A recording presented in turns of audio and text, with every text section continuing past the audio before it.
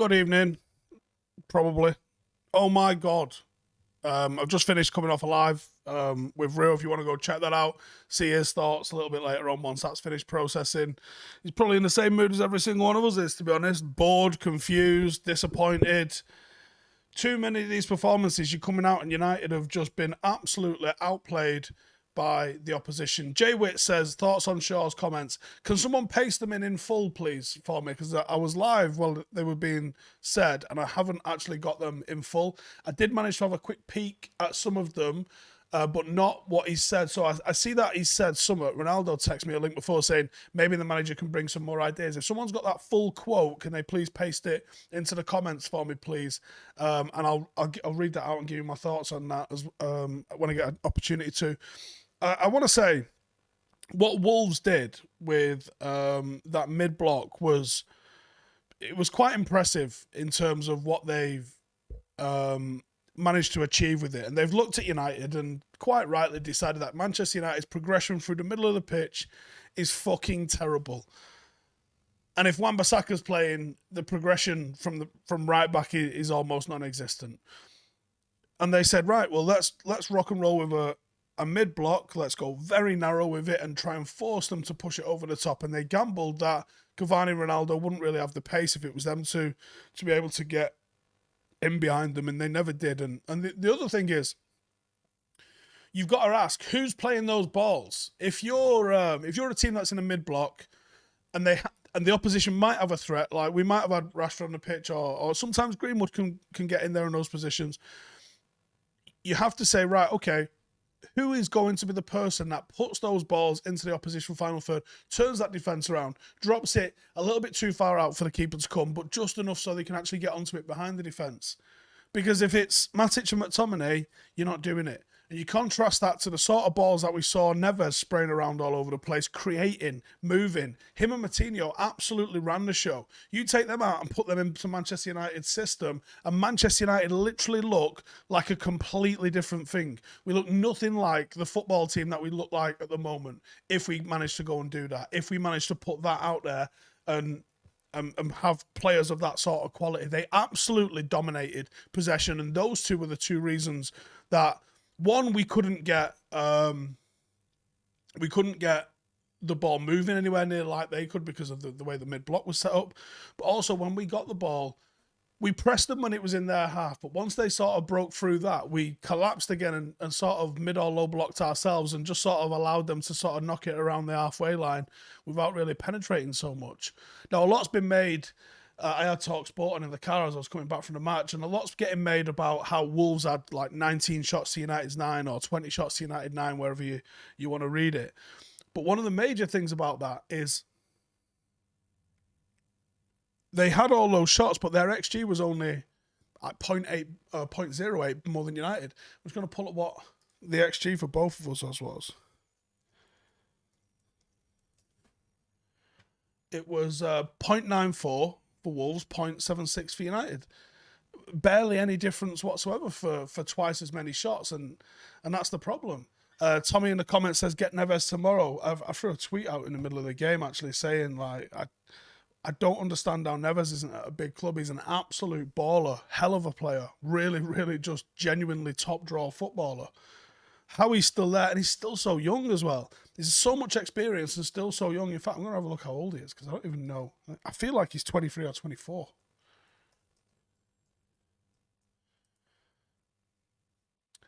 Uh, 24 he is. He'll be 25 in March. But he's played probably a couple of hundred games. 194 at Wolves, 93 at Porto. 287 games he's played at 25. Sensational. Ross says, passing tonight was abysmal. It was either underhit or overhit. It was, yeah, entirely. It was shite. There's no two ways around it. It was just poor. There was such a lack of control. And considering that was a buzzword that sort of Rangnick came into the mixer with, wasn't it? Saying, this is something he wants to start seeing in games. We didn't see it.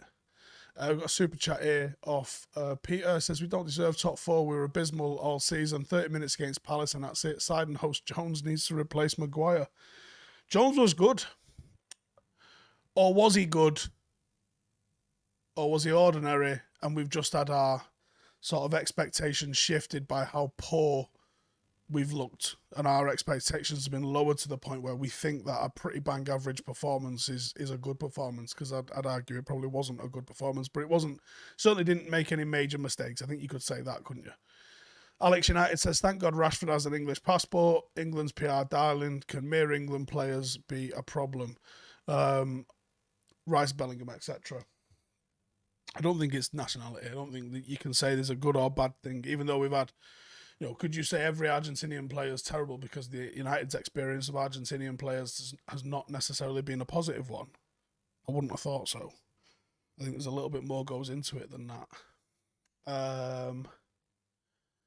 Jones was decent, that's all. Wasn't a bad performance at all. Yeah, people are going to say replacing with Maguire. I mean, they literally are saying replacing with Maguire, but I think that's giddy. I think wanting him to see him play 5 or 6 games in a month might be a bit giddy for him. But he did come out of the cold and put in a decent shift. He certainly didn't look like he hadn't played in 2 years, put it that way.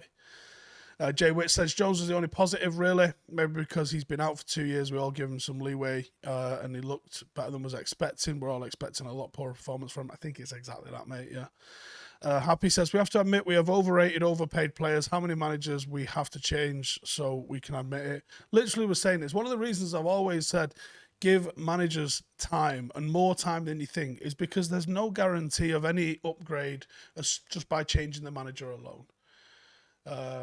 And Thomas Dickinson, hell of a super chat in there. Only a little one on ours, but it's all appreciated. He says, Rio said on 5, we need players that can play the ball forward on the first touch like Carrick and Scholes. It just doesn't happen, does it? United take 3, 4, 5 touches when you think, bang, get out your feet and move it forward. And you did actually see that several times from the likes of Neves and Moutinho in midfield. But we don't get it in the United midfield. And for all the people that are begging for Donny, these managers aren't stupid. We've been losing games by a lack of control in midfield. So there's clearly somebody looking at him going, well, he ain't good enough. He clearly isn't good enough. Because if he was good enough, he would be playing on a regular basis and he would be showing exactly what he can do out there right now. But he's not. So he can't be. There's too many coaches that have looked at him and gone, no, I'll just stick with what I've got, which is clearly not good enough. I've just had a couple of books delivered this week, actually, if anyone's interested.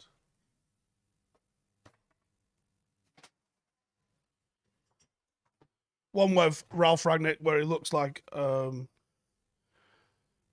know, it looks like a headshot from a shit comedy club in the 80s, which is Tactical Genius becoming soccer coach godfather Ralph Rangnick. That's just come this week.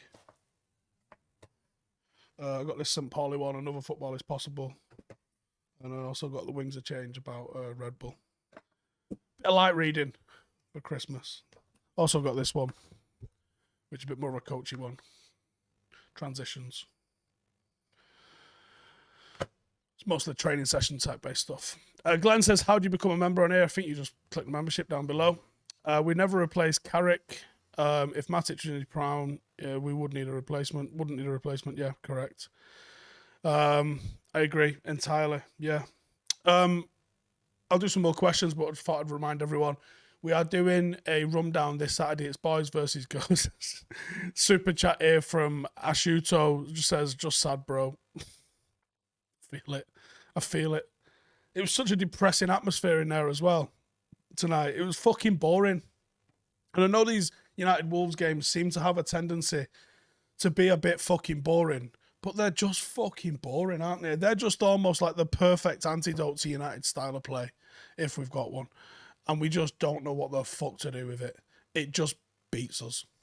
And it beats us easily.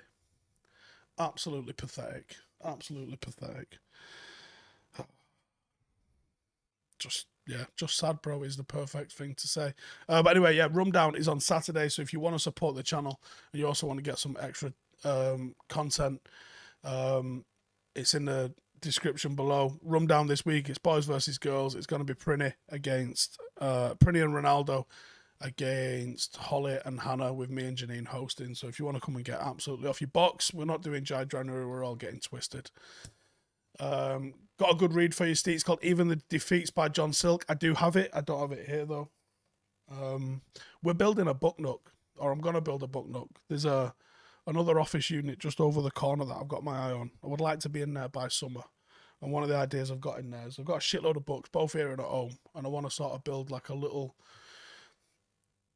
probably like a lounger where I can do a bit of reading and get it quiet because it's fucking carnage in here most days. It's just somewhere to fuck off and do a bit of reading's good. Feel for your past couple of weeks. It's been sad on it. It's been fucking difficult following. Everything's a buzz when United win. Feel fucking mint, and it's just innit. Howson, my 3 players that I would go for, says Alex United. 3 players I would go for. It'd be 3 midfielders. But I could also look at a centre half as well, and maybe a right back. I don't think Delow's up to it, to be honest. It depends. How much money have I got? You got to give me more of a scenario, and I could probably do it. David Roach says, if things don't improve and we don't sign anyone, would bringing back the lads on loan help any bit?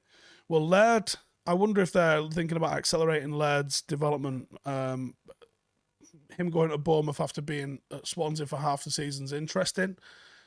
Be good to see what happens with him for the remainder of it.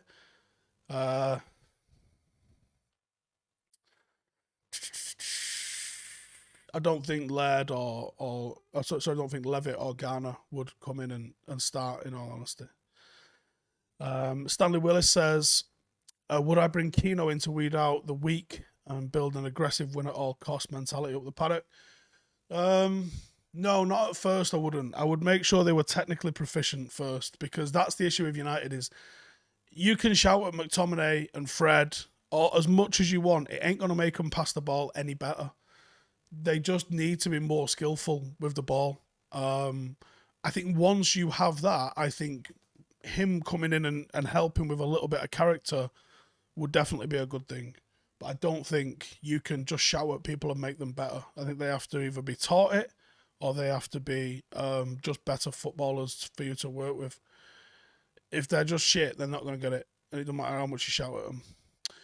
What do I make of Axel going to Napoli? Has it been confirmed yet? I haven't seen it being confirmed yet. If it's confirmed, then I guess it's happening, innit? But I actually haven't. I thought it was only a rumour at the moment. Hopefully he'll go and learn and have a decent little thing for him. I thought Delow was shit and finished before he went, and he's come back and actually looks like he's improved defensively. So he could go and learn out there. It wouldn't be bad for him, I don't think. KCV Music. How does Rashford return to form, and more importantly, when? I thought it would have happened by now, in all honesty. He seems to have a pretty uninterrupted, unproblematic sort of return to fitness. So, what happened? That's the question mark, isn't it? What actually happened? Why did it go tits up? What happened? Crazy how we went from winning the league at the start of the season to going to a rebuild again. Yeah. Next summer, United should buy Rice and De Jong, says Lucas in a super chat. Could cost you 160 million, that though, couldn't it? That's the madness. Is are you getting 160 million pound worth of player? I think there's some talk. I think there's something in this Dennis Zakaria one for 6 million. Like, I think that's got to be an absolute must buy for United at that sort of price. Why would you not do it at that sort of price? Righty, I'm going to call it a night. I think I'll be doing a fan cam. I've already gone and done one with Rio, and I'll be doing 5 things as well. So if you've not subscribed and you want to subscribe, then hit that subscribe button. If you'd like to support the channel, you want to get the extra content. There's a new video going up at some point this week, but also you'll be able to tune in and watch the Rundown live on Saturday. It's a Patreon exclusive. There's some more videos coming out for you guys on there as well. So if you want to support the channel and you get some extra uploads and updates and things like that, then check the link in the description, and I'll see you later. Good night.